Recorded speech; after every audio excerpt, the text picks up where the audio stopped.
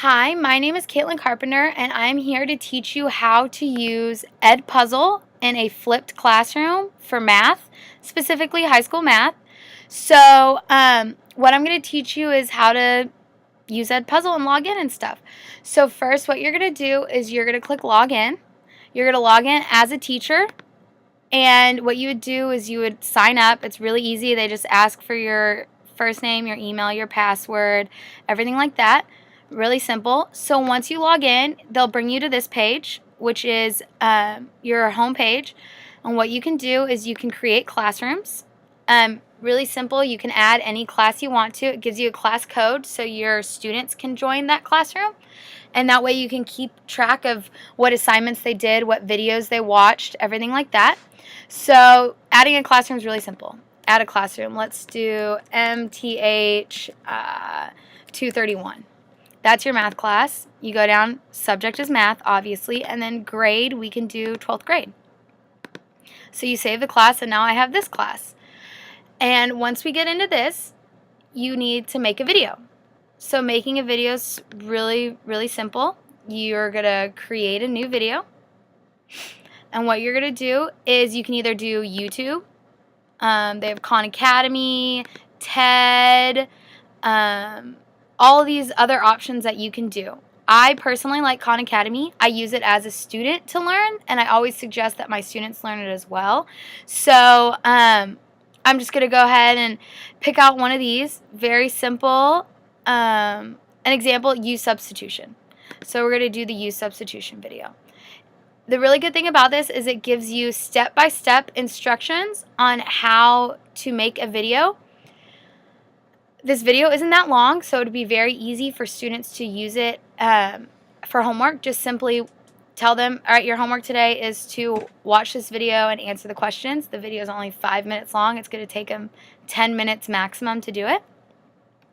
So what the first step is, it's telling you to crop. They have videos on the side that you can watch to teach you why you need to crop it and why it's a good thing to do. So let's just simply say I kind of want to crop this one a little bit, kind of get to the point. Don't really want to waste the whole introduction part. I can do that. Then they have an audio recording. So if I wanted to record my own voice over the person talking and have myself teach it to them, but with them writing, I can do that.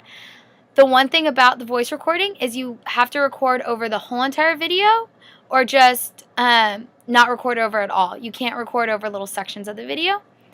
So that's probably the one only little downside to that, but it's very simple to do. Just click the record button and start talking and record over the whole entire video. And really simple. The next part are little audio notes. I think the little audio notes are really, really cool. I would use them a lot. It's a good way for you to interact with your students, let them hear your own voice, give a simple little introduction. For example, I could click on this, start recording, and say, hello students, this is Miss Carpenter. I'm here today to talk to you about use substitution. We're going to be going over use substitution for the next 2 days. It's a good way to figure out integrals and get the correct answer. It's very simple but confusing at first, so take some time. Don't be frustrated if you get confused at first. We'll go over it in class and we'll work through it. So here's a video I'd like you to watch. Please answer the questions and come prepared in class. It's a simple little introduction, a great way to start off the video, and then have your students start watching the video, learn about use substitution, see it worked out, get a little tricks and skills done. That's great.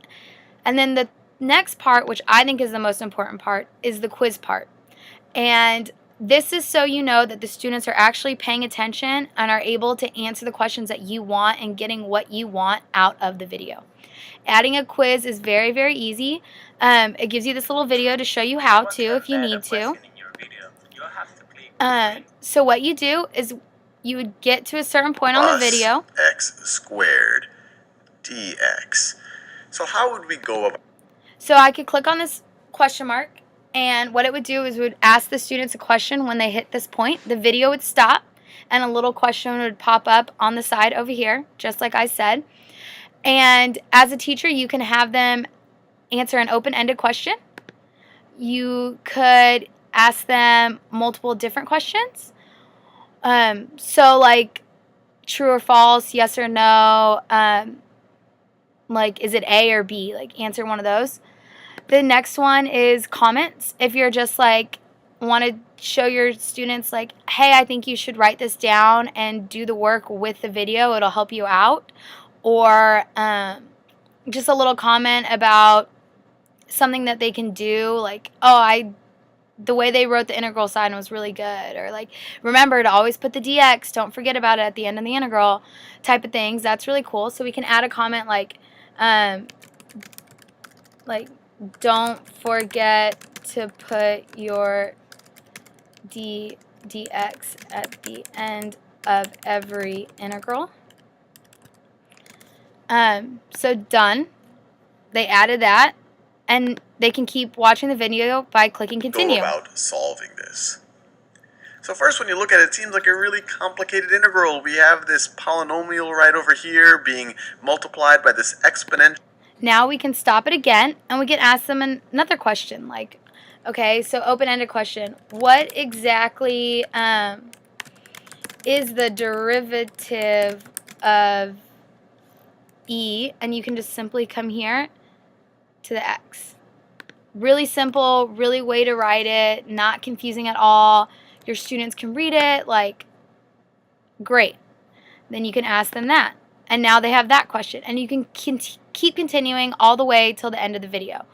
And this is just making sure your students watch it. And a good thing about this is you cannot fast forward through the videos. You can rewatch and rewind every part, but you can't skip a question and come back to that, which is very good. And the students, they can't watch the video and then go over to another tab, because if they open up another tab or open up another window or anything like that, then the video stops automatically. The video will only play as if you're on this screen and you're watching it. So it's forcing your students to watch it while also quizzing them to make sure that they understand everything you're trying to get them to learn. So once we added the questions, we're going to go ahead and we're going to save it. So we're going to use substitution is going to be the title. You can just be like, a little tag can just be like, please watch, and save and exit.